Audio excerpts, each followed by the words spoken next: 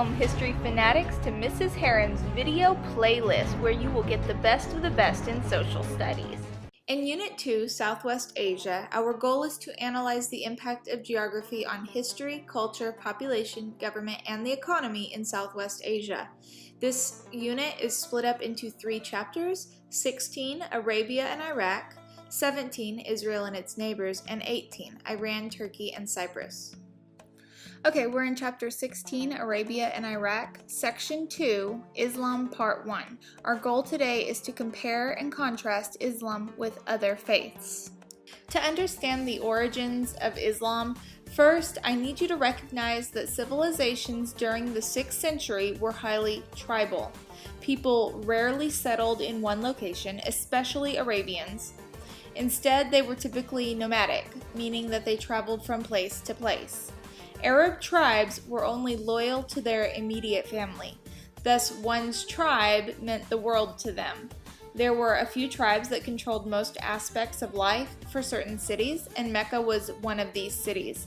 It was largely dominated by a tribe called the Quraysh. Now, the Quraysh built their economic wealth by charging pilgrims to worship their gods at a shrine called the Kaaba. The Kaaba held idols of many different polytheistic gods. Polytheism is the worship of multiple gods. In the 600s AD, this all changed because of a man named Muhammad. Muhammad was born into the Quraysh tribe. However, both of his parents died before he turned 6, leaving him an orphan. His grandfather took him in, but his grandfather passed away 2 years later. Thus, Muhammad was left in the hands of his tribe. He was often viewed as a burden, therefore they did little to help keep him alive. Muhammad soon went into the custody of his uncle, where he learned how to be a merchant. He learned skills such as trading. At 25 years old, Muhammad married a wealthy merchant named Khadijah. Now let's fast forward to the year 610, and he's now 40 years old. In Islamic tradition, Muhammad was visited during this time by the angel Gabriel while praying in a cave near Mecca. After fleeing the cave in fear, he is eventually encouraged by his wife to preach his revelations from God. And within 3 years, Muhammad began to openly preach against the idol worshippers in Mecca. So this was problematic for Muhammad and his early followers because the Quraysh tribe relied on the polytheistic worship that Muhammad was preaching against. The Muslim followers soon found themselves being targeted and persecuted by the Quraysh. Now, some Muslims were able to flee to a nearby Christian city. And in 622 AD, Muhammad and the rest of his followers had to flee to the city of Medina.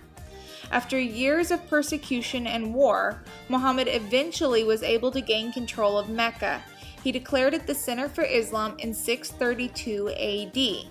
Muhammad destroyed all of the false idols in the Kaaba and declared it a place of worship only for Islam. He died that same year. Now, Muhammad preached the word of Allah, or God. Islam would become the last of the 3 Abrahamic religions, with Christianity and Judaism being the other 2. Abrahamic religions are those that only worship one God, also called monotheism. Muhammad preserved his revelations from God in the Muslim holy book, the Quran. The Quran outlines the basic beliefs for Muslims to follow. These are called the 5 pillars of Islam.